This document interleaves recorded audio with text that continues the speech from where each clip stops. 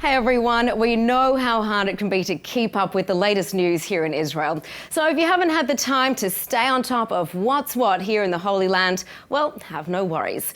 I'm Tracy Alexander and this is ILTV's Weekly Review. A sign of apathy or a lack of faith? One can only speculate, but as Palestinian factions work overtime to stop Israeli expansion over parts of Judea and Samaria, its leadership has been unable to rally the public to come out and protest against it. The Fatah party of Palestinian President Mahmoud Abbas and Palestinian security forces were asked to recruit people to demonstrate against it, but barely 200 people showed up. But that doesn't mean there isn't loud and in some cases surprising noise being made on the international stage. Here's more. The good, the bad and the ugly. Right-wing Yamina Party chairman Naftali Bennett quoting the famous film, saying if you're going to shoot, shoot, don't talk, throwing shade on the Israeli Prime Minister over plans to expand the country's sovereignty over parts of Judea and Samaria. Bennett telling Israeli TV network Channel 12 he doesn't believe Netanyahu will go forward with the move, saying he's dragging it out. And while it should be done already, according to Bennett, it should be done without the establishment of a Palestinian state. But those are the terms of the United States Peace for Prosperity plan, which would eventually see 30% of the territory come under Israeli sovereignty. Plus, Israel would need to agree to 4 years of direct negotiations with the Palestinians.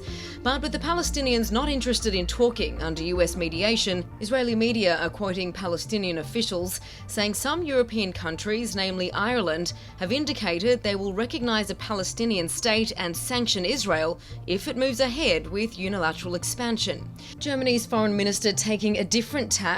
After a short visit to Tel Aviv and Jerusalem yesterday, Heiko Maas flying to Jordan, saying his visit to the Middle East is meant for listening and not for threatening. Ich habe eben schon mal darauf hingewiesen, dass nach unserer Auffassung das jetzt die Zeit ist für Diplomatie und Dialog. Die Ausgangslage ist außerordentlich schwierig. Und anstatt uns jetzt schon, bevor irgendwelche Entscheidungen in Israel getroffen worden sind, uns mit wechselseitigen Drohungen zu überziehen, halte ich nicht für den richtigen Weg. Ich bin heute hier, um mit allen Seiten zu reden, das habe ich getan. Und das werde ich auch fortsetzen und mich beteiligen an der Suche nach einem Weg, an dem auch Gemeinsamkeiten gefunden werden und vor allen Dingen am Schluss eine einvernehmliche Lösung steht, so schwer das auch zu sein scheint. And in a shock move, the leading US pro-Israel lobby, AIPAC, giving US lawmakers the green light to criticise Israel over the looming plans, as long as they don't push to limit United States aid to Israel. The American Israel Public Affairs Committee raising eyebrows since the group works tirelessly to discourage public criticism of the Jewish state. Well, a Palestinian who was 14 at the time of the attack has been sentenced to life in prison for killing an off-duty Israeli soldier. Tuvia Yanai Weissman was fatally stabbed in a West Bank supermarket in 2016. The 14-year-old defendant acting along with 2 others. This as preparations to demolish the home of another terrorist get underway. Here's more. Israeli forces are moving in to demolish the home of the Palestinian man who confessed to killing an IDF soldier last month. This is the home of 49-year-old Nizmi Abu Bakr, being held by Israel suspected of murdering Israeli First Sergeant Amit Benigal during a military operation near the West Bank city of Jenin on May 12. Abu Bakr was one of many arrested on the day of the incident. He is now accused of fatally striking Benigal with a brick after dropping it from a 3-story building. Israeli forces mapping the house overnight to examine possibilities of destroying it, in a deterrence method used by Israel to eliminate terror. Though thefts by Bedouins from military bases are common, a direct confrontation like this is rare. Israeli police say 2 residents of the southern Bedouin town of Bir Haddaj have now been arrested in connection with last month's assault of IDF officers trying to stop a theft from their base. 3 residents apparently turning themselves into police Tuesday, leading to the arrest of 2. Hours later, police descending on the Negev desert town, carrying out a series of further arrests, many linked to stealing from IDF soldiers. Moving on now, a spike of 100 more coronavirus infection cases have been reported overnight and another fatality. Now, even though schools remain open, the Education Ministry says more than 440 students and staff have been diagnosed with COVID-19 since a renewed outbreak began in Israel. More than 140 schools and kindergartens have been closed again, and almost 24,000 people are in quarantine as a result. This as the government moves to toughen enforcement, as Nittany Manson reports. It's already happening. A spike in fines for Israelis not wearing masks in public, a day after Israeli Prime Minister called for top officials to clamp down on enforcing COVID-19 restrictions. More than 380 fines of $60 were slapped on those not wearing the face covering, and that's 4 times higher than any day last week. Businesses are also being targeted with fines of up to $1,450 for not heeding emergency rules. The death toll climbing by 1 in the past 24 hours is now sitting at 300. And this as the Health Ministry calls for its Deputy Director General to resign, Professor Itamar Grotto reportedly giving quarantine exemption to a billionaire. Cypriot Israel tycoon Teddy Sagi arrived in Israel last week, flying in on his private jet, reportedly heading straight to a star-studded party of Israeli entrepreneur Itzhak Toledano, who's the father of pop star Omer Adam's partner. Health Minister Yuli Edelstein summoning Grotto now for a hearing. And once again, the Palestinian Authority is refusing a plane load of medical supplies from the United Arab Emirates to help fight coronavirus. Why? Because the flight, loaded with humanitarian cargo directed from Abu Dhabi to Tel Aviv, was coordinated with Israel rather than the Palestinians. This is the second rejected delivery by the Palestinians in a month. Well, everyone loves a family reunion, and now Israel's Ethiopian community is calling on the government to help them have many more. Scenes like this bringing smiles to the faces of one Ethiopian family just this week, reunited in Israel after 20 years. But the Falashmura community says it's not enough, pushing the Israeli government to help bring other Jewish families stuck in Gondar to the Holy Land. Around 7,500 Falashmura still live in Ethiopia, many waiting years or even decades to make the move. In one campaign, Ethiopian Israelis like IDF soldier Cheru Workin taking to social media to pressure Israel with heartbreaking stories of families divided. Others calling attention to how the Falashmura seem to only come up during campaign season, just to be forgotten again when annual budgets are set. So it's now been 3 weeks since Israel's unity government was sworn in. You all remember it was a moment Israelis were beginning to feel would never happen after a 500-day political deadlock. But now, in a new poll by Israeli TV network Channel 12, showing Prime Minister Benjamin Netanyahu's party would grow to 40 seats if fresh elections were held today. That would mean that together with his right-wing religious allies, Netanyahu could easily form a government without Defence Minister Benny Gantz's Blue and White Party. Now, if you're moved by polls, you'll have your own reaction to these results, with the not-so-distant memory of Israel slogging through 3 inconclusive elections, which then led to Gantz splintering from his own party to form a government with Netanyahu. The poll also predicting that the Labour Party would be wiped out in such a move. Well, a scoop in Israeli media revealing an interesting move by Palestinian forces, reportedly thwarting an attack planned on Israeli troops, despite the Palestinian Authority ending security cooperation with Israel. Ynet reporting that Palestinian forces uncovered 2 stashes of pipe bombs and a rifle outside the West Bank city of Jenin.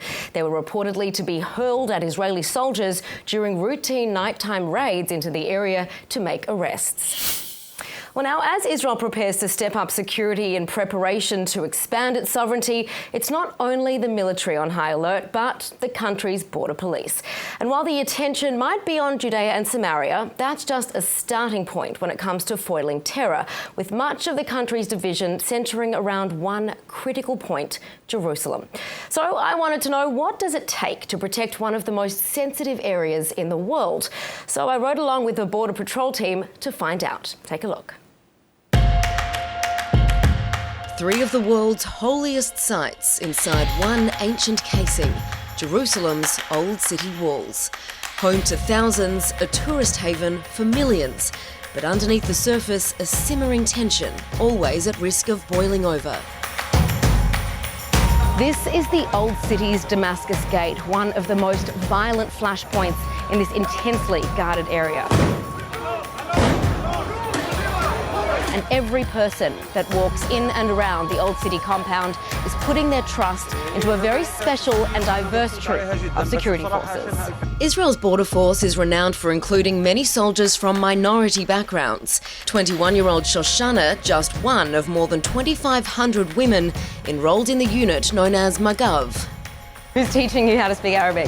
Definitely my Druzi and Bedouin friends that I have on base. Amid protests against racially targeted police brutality, Israeli forces face their fair share of heat. Most recently, in the wake of the killing of East Jerusalem man Iyad Khalak, shot by Jerusalem Border Police on May 30, in an incident now being investigated. A lot of times when we check people, they say, "Oh, you're picking me," or maybe it's like racism or whatever they have to say. So like profiling. But I think also us having so many people from different backgrounds showing, but we're not. Like, we have Jews and we have Muslims and we have Christians and coming from all backgrounds, you know? Joining a team of border police on patrol, we walk through an area where locals from the Jewish and Arab neighbourhoods intersect on their way to the Old City. The energy is tense, with the Temple Mount reopening after the COVID-19 lockdown and more people in the streets. Spokesperson for the Israeli National Police, Mickey Rosenfeld, tells me terror attacks in the area have increased. When you look at the residents, you can see the look in their eyes. They're watching us. The female officers are watching them. There's a lot more interaction taking place. When we walk around here, nobody's too friendly. Certainly not towards the border forces. And out here, as far as the police are concerned, everyone is treated as a suspect. There can be a local resident. There can be someone who is looking relatively relaxed and calm, and they can be giving information to someone who is waiting 200 or 300 meters down the road near the Damascus Gate, and they know that our officers are approaching right now. And if that information is received, we could be under the threat of a potential stabbing attack, a potential shooting attack. The local bus station in East Jerusalem, a known point of focus as it funnels thousands of people every day towards what's known as a dangerous portal. Where any potential terrorist that arrives in the area, I mentioned that, will get off at the bus station. And then all he has to do is walk 40 or 50 meters to the border police in Damascus Gate. So it's almost as though there's a triangular view onto that hotspot down there. Over here we have a guard tower, on the other side a guard tower, all making sure that the Israeli border police have a clear view of that entrance to the Old City, where dozens of terror attacks are thwarted every year. So let's head up to this guard tower and take a look at what the Israeli border police see. Let's go.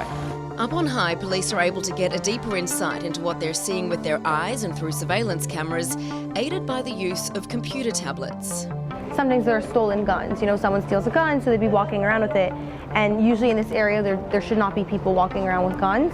So if we did see that, we could check the gun, we could check the number. Deep inside the belly of the Old City, police are monitoring the narrow laneways and intersections, with boots on the ground to respond to suspicious behaviour around the holy sites. But it's outside the walls that border police are most interested in. Preventing a terrorist from even entering through the ancient gates is the top priority. If we make an arrest over here, it's tremendously significant, because if we catch a terrorist in the Old City, we'll have to shut down the whole of the Old City.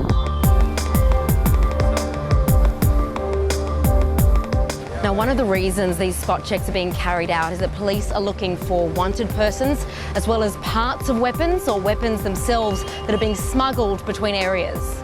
In neighbourhoods like Atur or Ras Al Amud on the Mount of Olives, Jewish vehicles passing through, as well as security infrastructure, are typically common targets for vandals and attackers, prompting a boost in police numbers in 2016.